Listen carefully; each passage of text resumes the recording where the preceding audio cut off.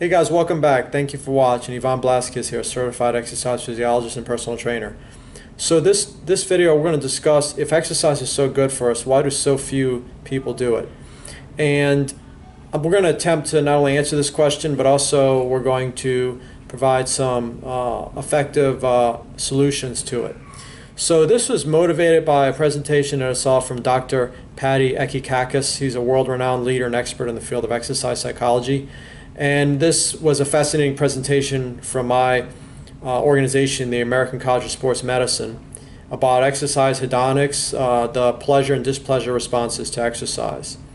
It's obvious, there's an implication on one's response to exercise and their likelihood to continue, exercise adherence, essentially.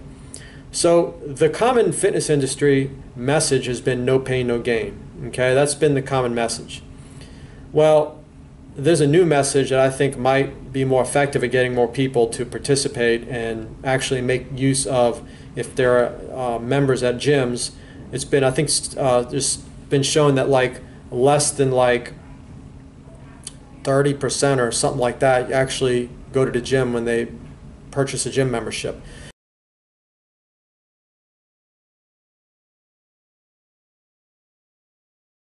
That doesn't always mean there's pain with it. It just means it's overload. It's a challenge.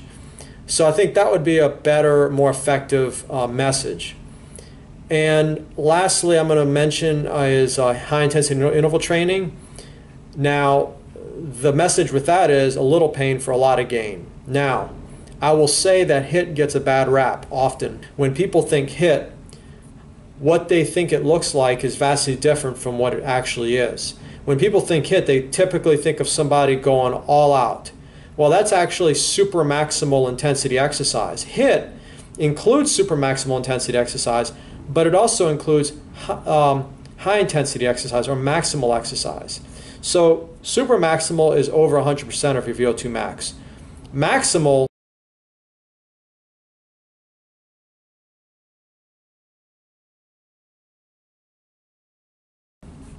So that's one clarification. The other aspect is there's also variations of HIIT, also known as LIT and MIT. So these are lower intensity versions that really kind of optimize, or they take advantage of the interval nature of HIIT without the dead set intensity of being high. So LIT is low intensity interval training and MIT is moderate intensity interval training. In fact, there was a study that I talked about in a previous video on how interval walking was more effective.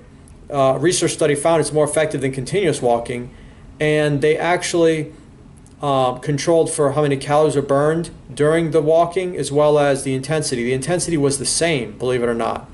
The average intensity, that is, for the continuous walking and the interval walking group. So that just shows that there's a unique benefit of interval training irrespective of the intensity. In other words, it's not so much how hard you go, it's the fact that you're stopping and going. The continuous kind of slow it down and speed it up. There's a lot of metabolic benefit to that. So this is probably the first video that's touching on that. I don't think there's any of the videos that have probably gotten that in depth with the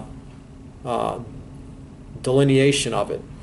But I'm going to go ahead and close it out, guys, and let Dr. Paddy finish it off. I'm going to let you just listen to the last 2 minutes of his presentation, and I'll go ahead and put the link to the full presentation at the end of this video. And the most important take-home message, guys, is movement is medicine. So we don't have to have this no pain, no gain motto. If that works, so it works for me and it works for many others, that's awesome. Keep it up. But there are many people out there who it doesn't work for.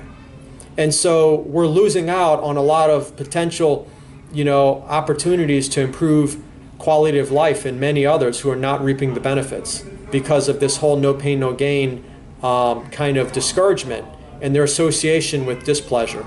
So Dr. Paddy is going to go ahead and wrap it up. So please be sure to give this video a thumbs up. Check out the links in the video description below. And as always, thank you guys for watching. Tune in next time.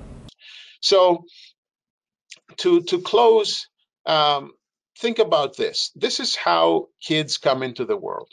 I call this the factory setting. The factory setting is they run around all the time with huge smiles on their faces. It's hard to keep up with them. They seem to enjoy movement. And then what do? Here's an example of what we do. We have a very regimented, very strict, very focused on fitness and obesity prevention, physical education, with, I think, a lot of dysfunctional aspects or dysfunctional elements. And we have evidence coming out showing that even years or decades after physical education, most people have traumatic memories of physical education. So that's strike one. Strike two is youth sport, which is also dysfunctional in a variety of different ways. And we have tremendous evidence showing the dropout from organized youth sport is driven primarily by the fact that the kids are not getting the main reason why they got into youth sport in the first place, which is to have fun. The number one reason for dropout is I'm not having fun. That's strike two. And then you get to adulthood and you have this association between exercise and punishment for eating too much. And that's strike three. So if you think about it, it's almost as if our society has been trying to associate the notion of exercise with a minus sign, with experiences or memories of displeasure. So that's all I had. Thank you very much for your attention. I hope that it was, no pun intended, a pleasant and enjoyable experience, and I would be more than happy to take questions.